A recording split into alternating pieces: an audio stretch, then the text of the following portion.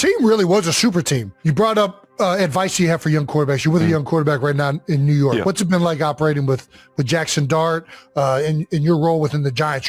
You're doing great. You're in the player engagement room right now. Like, what? Yeah, I love this. Talk about commitment. We're like, 3 weeks into the offseason? Most people are, Hawaii right now? My man's in the freaking player engagement room. But it's the vision of, okay, like, man, I done had a lot of short seasons, right? I only been in the playoffs once. You know what I'm saying? But through this entire reign, I'm just like, man, like, what can I do from an obsessive state to stay engaged? Like, I'm going to keep training. I'm going to keep preparing. Like, I want to play. I want to play and win in the Super Bowl. I hear you. So I'm not going to be out the building, and I'm not taking the trips to Cabo like right after the season. You know what I'm saying? Now, if somebody got a job for me to go make some money for my family, you know, I go do that. You know, but like, I'm like, bro, like I love this. Like, it's still football season. Do you know how painful it is? And Travis, you got to deal with this some this year because it's been a long time since you and Jason, you dealt with a lot, you know, last year of you know, deciding to stop playing. How when you put in everything, man, and you started from OTAs and like, you know, these teams have a 1-year lifespan, and then just out of nowhere, everything just stops. The preparation, the sweat equity, the togetherness, it just stops, man. That hurts. So I try my best to just try to do as much as I can with what I have and simulate me preparing for the Super Bowl. But let's talk about Jackson Dart, man. Come on now. You know when a dog walk in the room. You understand what I'm saying? Yes. You know when a dog walk in the room, man. And since when he first stepped foot in this building, man, he's been a dog, you know. And I just really value like his work ethic. Like, I wish I could have seen just the sweat equity he was put in with Brian Dable. And I know Dave's got fired, man, but like those guys were tied at the hip, like because he is obsessed with football. That's awesome. And anybody that's coming in to be our head coach, you got to know that you got a guy that wants to win. He's gonna win because he's special, but he's obsessed. In this day and age, man, you got people that are more. They're more worried about what they get from football than focus on what they can do for football. Yeah, man, you know what I'm saying? Mm-hmm. You know, like it's that old JFK quote. You know what I'm saying? That's not. Ask not what your country could do for you. Ask what you can do for your country. Yeah, that's the type of kid he is. Like his family that he comes from is just a great, wholesome family, man. He loves football. He's a dog. I'm just trying to work with him about calculated risk because he'll run over a safety or a cornerback anytime. It's been a few times, but you already know. You see those collisions, man. Look, linebackers and D linemen. Look, we're not talking no smack to no D linemen because you don't want to because your offensive line got to pay for that. And we're not trying to run over no linebackers unless it's for fourth down or the end zone. Can't take them on thick. You got to roll. You got to roll a little bit when you hit them. You can't just take them on straight up. You're gonna jack up your AC joints. But I'd rather a young quarterback be about it than be scared. No, for sure. Rather say roll than go. For sure. Dude, I'm so glad you said it. I don't want to talk trash to the D-line because that offensive line got to feel that. I still remember getting ready for an NFC championship game, and my man Brandon Graham's in there, and he's talking so much trash to Dexter Lawrence. I'm like, bro, will you shut the hell up? I got to fight this dude. I ain't trying to rev this dude up. What are you doing over here, BG? But nah, I'm riding with my dog. But I got to ask you this. You just said your goal is to win a Super Bowl. Mm-hmm. What are you doing to realize that goal? Like, what's it going to take for Jameis Winston to get to a Super Bowl? Obviously, there's a team and all that stuff, but everything that you can control, what are you doing? Yeah, the biggest thing that I'm doing is speaking life into my teammates, right? Because a lot of these young guys, new generation guys, they look for affirmations and stuff that let them know that I'm where I belong. You know, reassurance, and that's the simple thing that I'm doing is being impeccable with my word, right? Because it starts with a plan, right? And my plan is to be impeccable with my word, be a man of increase in the building, so everybody can attract that, and then they go out and do it out there on the field, right? The second thing is just me doing what I love. I love playing football, man. Me going out there and working, you know, and hopefully they see me working when I invite them to come get some of this extra work for the betterment of both of us. They join me. right? And that starts with just culture. Like we're building that we're going to go the extra mile. We're building that we're willing and able to do anything, for some success, right? And the third thing, which really should be the first thing, is just instilling faith into my teammates, man. They're like, they here for a reason. Like this ain't no coincidence that they're here. It's so challenging to see these confident, moxie young athletes just not really believe, not believe in something that's bigger than them, man. Amen. And that's just what I take pride in, because I know how it is to be trying to please a man, trying to please somebody else, man. But it is nothing that competes with knowing that I fight from victory and not for victory, for what God and what Christ has did for me, right? And me instilling just those kingdom values, kingdom morals in them, it's going to at least help them be a better man when they get off the field. And one thing my trainer always say, being a better football player would never make you a better man, but being a better man will make you a better football player. So that is what, that's my impact. You're going right into coaching, Jameis. You got too many in the bag. You got too many in the bag, man. You got me wanting to go strap it back up right now. But it's sweat equity. Like you put in that sweat equity, man. You know what it is to win Super Bowl. You guys are Super Bowl champions, and it's those little things. Like I haven't been privileged to be a part of that. You know what I'm saying? But y'all have. So y'all know that 1% that you put in. Like my question is to y'all is like, how do you continue to like reciprocate that? How do you allow that message to just have a great vibrational frequency and not be stopped by people with that don't have that mindset? Because every year you guys done it on multiple teams. So you've done it with new guys. It's not like college where you got dynasties and all this stuff. You guys have found a way to win with multiple guys. So what's y'all approach for welcoming and inviting other people that don't have the mentality that you have, is not cut from the same cloth as you, and transforming them into being Super Bowl champions? Right. You want to start with it, Trav? I think you've already hit everything that I could even, bring to the table. Is you gotta show everybody you love this shit, man. And you got to show it every single day by your attention to detail, by how you show up to work, your energy when you walk in the building. Is my hood on or is my hood off, and I'm ready to rock and roll? And I'm looking everybody in the eyes and I'm like, you ready to get this shit? You ready to see this install? You ready to get after it today? And just having that sense of urgency and that integrity to come in to do something that you absolutely love. And, not everybody plays the game for the same reason. I understand that. But when you show up with that integrity and that work ethic, like it's staying true more than not that guys will find that as something they want to be a part of.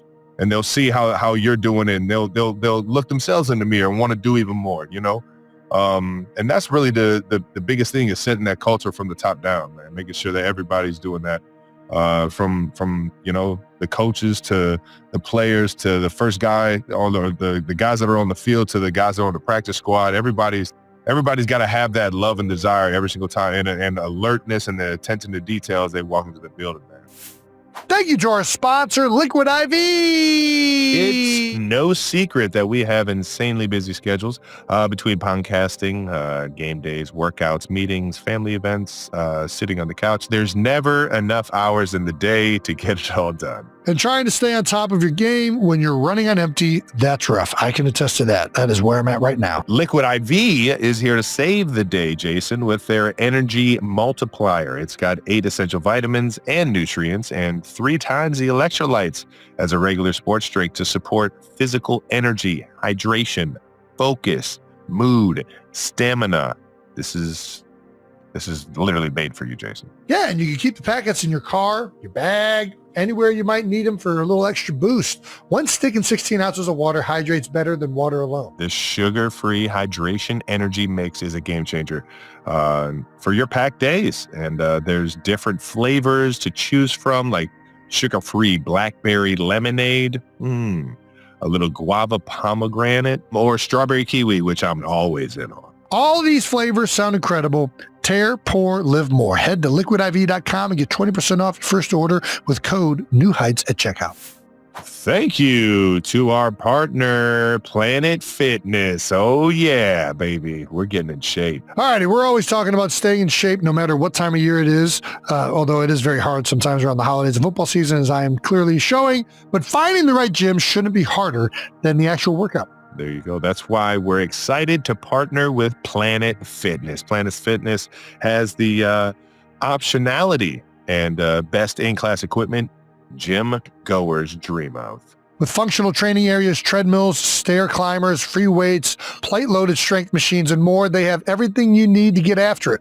And with over 2,800 locations, there's probably one right around the corner from you. And get this, memberships start at just $15 a month, and most clubs are open 24 hours. So whether you're an early bird or a night owl, you can get the workout in with your schedule. Join the club today, in person, online, or on the free Planet Fitness app. Planet Fitness, we're all strong on this planet. Thank you to our sponsor, Allstate. Checking Allstate first could save you hundreds on car insurance. That's smart. Not checking the delivery address before ordering dinner, not smart. Can't tell how many times I've sent food to the wrong place. Yeah, checking first is smart. So check Allstate first for a quote that could save you hundreds. You're in good hands with Allstate. Potential savings vary, subject to terms, conditions, and availability. Allstate, North American Insurance Company and affiliates, Northbrook, Illinois. All right now. We've been talking about some dogs. You got another dog in New York, Cam Scatterboo. The other side of the Wonder Bread right there, man. You got to tell us about this guy, man. The world doesn't know enough about him yet. Let me tell you something, man. Look, I was, and this is going to be a perfect example for this. For Cam, it is. Do y'all know where Cam from? No. I wonder where Cam's from. I feel like... Go ahead. Arizona? Cam is from Sacramento, California. Did not think so. Okay, there we go. You would never in the world I don't know why. think that this man is from Sacramento, California. Would have never made the connection, yeah. And that puzzling that y'all had in your eyes is exactly how I was puzzled when I saw him. Man, when I tell you, look, so I was watching Lilo and Stitch with the kids, right? And you know how like Lilo is in this other land, but you know, he steals the ship to escape that land because he about to go to prison or whatever, and he just finds his way on the earth. Yeah. That's where Cam Scatterbo is. He is from a football kingdom somewhere else. And somebody just dropped his crazy ass on earth so good, man. and said, go run that pill. Because that is how he plays, man. He plays with a passion and a desire to kill, to hunt. And when you, bro, like, this what got me. So I told Scat, you know, I was warning him, we had these conversations, you know, we had Russ in the room and Jackson, he's young, he just bless him. He said, you know, Cam, you know, Scat is about the same size as Marshawn Lynch. And Russ gave him a look. He said, yeah, right. He said, Marshawn's thigh is the same size as Cam Scatterbo. Yeah. Listen, and I doubled down. I was like, Jackson, I don't know if he, come on now, you can't just cram him to beast mode. Like, right. Like, he told that rock, he tough, but come on, he ain't the same size. Man, when we played against Kansas City, and him and Nick Bolton met in that hole. And you know, Bolton built like a refrigerator truck. You know what I'm saying? He is grounded. He is put together. Trunk. And when he ran over Nick Bolton in that hole, I said, okay, this white boy right here is something serious. I said, he right here. He is something serious. I don't know if he ran him over, but no, he took either way, I gotta ask him about it. You know what I'm saying? You know, I gotta hear like it was a statement where I was just like, man, he's fearless. You know, and immediately, you know, people started giving him names. Peyton Campbell, man, he putting his hand in there, man. Yeah, and he going through guys, man. Like Bo Jackson, like he don't got the speed like Bo. But I'm just saying, man, he is putting his head down and falling forward, bro. Yes. Like, and Jason, you respect this. It's a difference when the running back can give you 3 and when a running back can make 3 turn into 7. That's big for sure, man. Because you know in the fourth quarter, that 7 gonna turn into 12. And that 12 is gonna eventually be a breakout run for us to really step on their neck. Yes. And that is what he gave us. And honestly, y'all talked about Jackson and we talked about the hits he took. But having a running back like that is what took some of those hits off of Jackson. Mm-hmm. Yeah. Right? Yeah. Because Jackson felt that he had to bring that to the team. Yeah. Right? But that's what Cam was for this team. He was that enforcer. a younger force that was confident. Like one of the funniest stories, man. Like so, against the Eagles when they Kelly green. I love that Kelly green. Oh my God, it's one of the most beautiful jerseys in the world. Whew. Okay, we playing against the Eagles, and he runs a little choice route, man, and he gets regular Zach Bond falling his ankle, and he fractures his ankle. Yep. Man, Greg Van Ron is out there trying to help him up. And he said, Scat was he's like, help me up. Oh. Help me up. He's like, I don't think so. Like your ankle is going. He said, but the guys out there said, help me up. I got it. Like, and that's the toughness that he possesses, man. Man. So he is from a different planet, bro, with his passion, his enthusiasm, and really his love for football, y'all. Oh, yeah. It's crazy. It oozes out of him, man. One more thing from this past year. You kind of did your best version of a tight end impersonation here this season. Can we pull up this clip?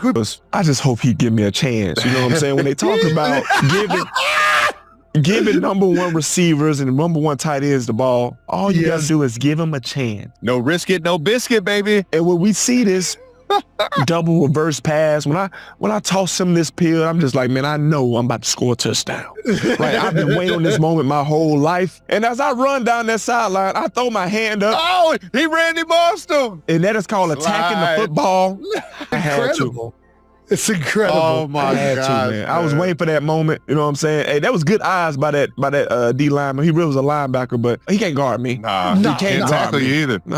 Oh man, that was fucking electric, man. I wish I was the commentator, the media person to ask, you know, the defensive coordinator about, you know, hey coach, you know, what do you think when the New York Football Giants did that wide receiver pass, and well, you know, it doesn't matter what you think. Pull a rock on them. You know what I'm saying? Just let them know it don't matter. Oh my gosh, man. Did you know where the camera was? Did you feel the camera over there? It is pure cinema. It is beautiful. It is one of my favorite clips of all time, man. Because you definitely don't expect you to be able to make a play, come back to the ball.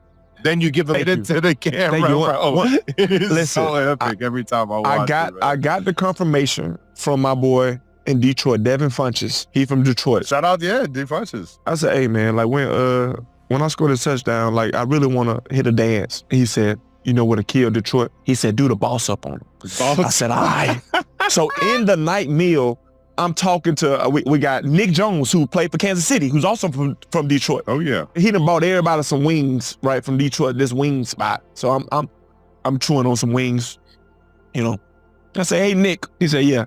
I said, man, what about this dance right here? When I score a touchdown tomorrow, I'm gonna do this dance. So I show him the dance. And he said, oh yeah. He said, yeah, the city really gonna love that. So I had to put on for the city, man. I was grateful for that. God damn, dude. That shit was epic, man. I appreciate y'all. I gotta ask you, as an Eagle, you played us twice this year. Season just ended. A lot of questions about the offense. What I mean, I know you didn't probably watch a lot of Eagles offense. What did you see? Okay, all right. Yeah. Well, the main thing that I saw was, we can talk about simplicity and offense. We can talk about all that stuff, but Jalen Hurts, he finds a way to win games. And the running game wasn't as prolific as it was last year, right? Jalen didn't use his legs as much as he did, you know, in the years prior, you know, when you went deep into the playoffs. So it's that balance of, okay, we know Jalen, he likes space, he likes things being open.